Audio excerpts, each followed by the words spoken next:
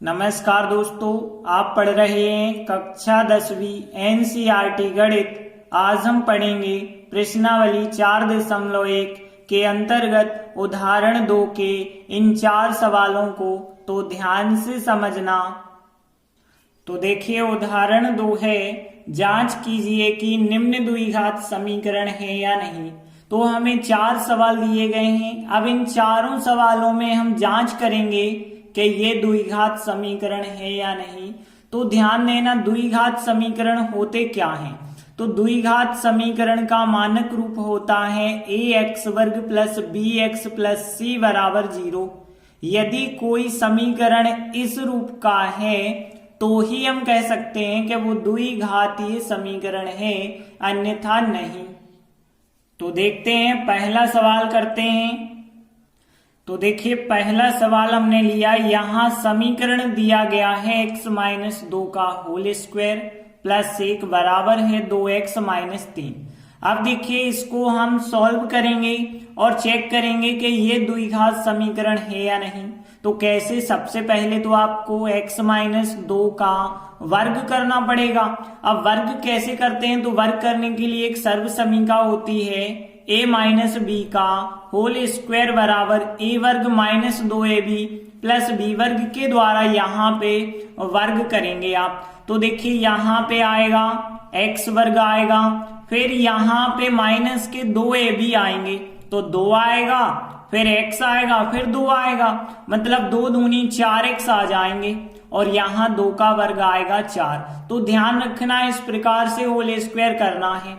और आसान तरीका हम आपको बताएं तो यहाँ पे देखिए, इसका वर्ग कर देना और इसका वर्ग कर देना। तो x का वर्ग x वर्ग, 2 का वर्ग 4, और यहाँ पे 2 और x का किया तो 2x का दुगना लिखना 4x। और देखिए, एक को हम वैसा ही लिखेंगे। अब 2x इस तरफ ले आते हैं, माइनस के 3 भी इस तरफ ले आते हैं, प्लस के हो जाएंगे, बराबर में कुछ नहीं बचा तो 0। अब देखिए, x वर्ग तो यहाँ अकेला है तो x वर्ग का तो x वर्ग रहेगा, माइनस के 4x हैं और माइनस के 2x हैं तो माइनस के हो गए 6x। अब देखिए, धन का 4 और एक धन का 5 और धन के 3 और हैं तो धन के हो गए 8 बराबर 0 चल रहा है। अब देखिए, जो हमें समीकरण प्राप्त हुआ है ये तो द्विघात समीकरण हो रहा है, क्योंकि ax वर्ग मतलब x वर्ग आ गया, bx मतलब 6x आ गया और c का मतलब है 8 आ गया। तो यहाँ पे हम कह सकते हैं यह समीकरण इस रूप का है, इसलिए यह एक द्विघात समीकरण है। तो देखिए, हमने लिखा यह समीकरण ax वर्ग प्लस bx प्लस c बराबर 0 के रूप का है, अतः दिया गया जो समीकरण है ये द्विघात समीकरण है। इसके बाद दूसरा सवाल लेते हैं। तो देखिए, हमने लिखा यहाँ समीकरण जो हमें दिया गया है वो लिखा। अब देखिए, इसे सरल करते हैं तो x का गुणा हो जाएगा x से, x वर्ग x का गुणा हो जाएगा 1 से तो 1x आएगा, और 8 का 8 लिखना, क्योंकि x का गुणा इस कोष्टक में बस करना है, इस 8 में नहीं करना। अब यहाँ पे इन दोनों कोष्टकों का गुणा करेंगे तो x का गुणा x से, x वर्ग x का गुणा माइनस 2 से तो माइनस के 2x, फिर प्लस 2 का x से करेंगे प्लस के 2x, प्लस 2 का माइनस 2 से करेंगे 2 दूनी 4। अब देखिए, यहाँ पे 2x धन के, यहाँ 2x ऋण के, ये तो आपस में कट गए, लेकिन जो बची संख्याएं होंगी उनका हम इस तरह पक्षांतर कर लेंगे। तो देखिए, x वर्ग बचा होगा, इस तरफ लाएंगे, माइनस का हो जाएगा, 2x कट गए हैं, 4 इस तरफ आएंगे, प्लस के हो जाएंगे बराबर 0। अब देखिए, यहाँ पे x वर्ग धन का x वर्ग ऋण का कट जाएगा, केवल x बचा होगा। 8 और 4 जोड़े हमने तो 12 हो गए बराबर 0। अब देखिए, जो यहाँ समीकरण बना इसमें 2 की घात तो लगी नहीं है, तो हम कह सकते हैं समीकरण जो है ax वर्ग प्लस bx प्लस c बराबर 0 के रूप का नहीं आ रहा है, इसलिए दिया गया समीकरण एक द्विघात समीकरण नहीं है। तो देखिए, हमने लिखा, चूंकि यह समीकरण जो हमें प्राप्त हुआ है वो इस रूप का नहीं है, अतः दिया गया समीकरण एक द्विघात समीकरण नहीं है। इसके बाद तीसरा सवाल लेते हैं। तो देखिए यहाँ समीकरण जो दिया है सबसे पहले हमने उसे लिखा। अब देखिए इसे जब हल करेंगे तो x का गुणा करना पड़ेगा इस कोष्टक में। तो x का गुणा जब 2x से करेंगे तो हमें पता है गुणा में घातें जुड़ जाती हैं, तो 1 की और 1 की 2 की घात हो जाएगी 2x वर्ग। फिर x का गुणा जब हम 3 से करेंगे तो 3x हो जाएगा और बराबर में चल रहा है x वर्ग प्लस 1।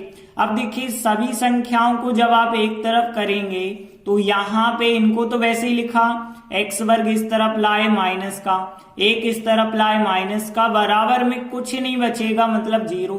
अब देखिए 2x वर्ग धन के 1x वर्ग ऋण का, तो 2x वर्ग में से 1x वर्ग घटाएंगे तो 1x वर्ग बच जाएगा और फिर प्लस के यहाँ पे 3x है जो कि जोड़ नहीं पाएंगे किसी के साथ क्योंकि x वाला कोई और पद है ही नहीं। फिर -1 है, अकेला है अंक, बराबर में 0। अब देखिए यहाँ x वर्ग आ गया, इसका मतलब है यह जो समीकरण है वो इस रूप का है, तो यह एक द्विघात समीकरण होगा। तो देखिए हमने लिखा चूंकि यह समीकरण इस रूप का है इसलिए दिया गया जो समीकरण है वो एक द्विघात समीकरण होगा। इसके बाद चौथा सवाल लेते हैं।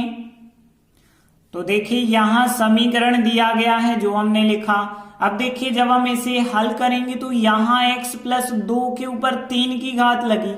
अब 3 की घात लगी तो हमें 3 की घात वाली सर्वसमी का पता होनी चाहिए, तभी हम इसका मान पता कर पाएंगे। तो 3 की घात वाली सर्वसमी का ये होती है a प्लस बी का होल घन बराबर a घन प्लस 3a वर्ग b प्लस 3ab वर्ग प्लस b का घन। तो देखिए a और ये हो गया b, तो हम यही सर्वसमी का लगाएंगे। तो पहले आता है a का घन, फिर आता है 3, a का वर्ग आता है, फिर आता है b, फिर 3 आएगा, फिर यहाँ a आएगा, फिर b वर्ग आएगा और फिर आता है b घन।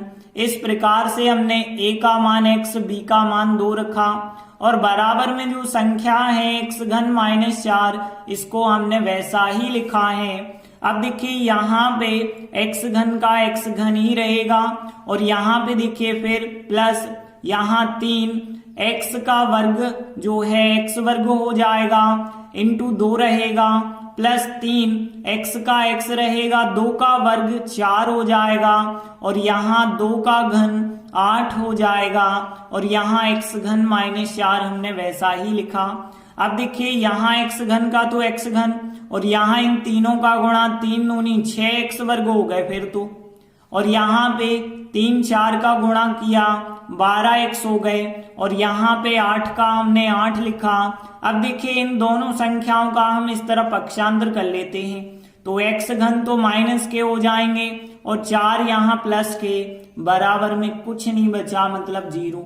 अब देखिए x घन धन का और ऋण का क्या हो जाएगा, कट जाएगा।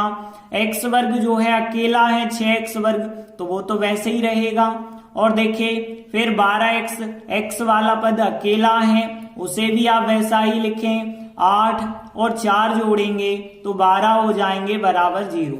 अब देखिए यहाँ तो 2 की घात आ गई है ना, तो यहाँ आप कह सकते हैं कि ये इस रूप का है और चाहे तो अभी भी इसे और सरल बना सकते हैं। कैसे? 6 से हम भाग दे सकते हैं, तो 6 से यदि हम भाग दे देते हैं तो 6x वर्ग में 6 से भाग दिया तो केवल x वर्ग, 6 दूनी 12 2x और यहाँ पे 6 दूनी 12 तो यहाँ पे 2 बराबर 0। अब आप देख सकते हैं ये जो समीकरण प्राप्त हुआ है पहले 2 की घात फिर x फिर अचर पद है, मतलब यह समीकरण इस रूप का है, इसलिए जो दिया गया समीकरण है एक द्विघात समीकरण होगा। तो देखिए हमने लिखा चूंकि यह जो समीकरण हमें मिला है ये इस रूप का है इसलिए दिया गया समीकरण एक द्विघात समीकरण है।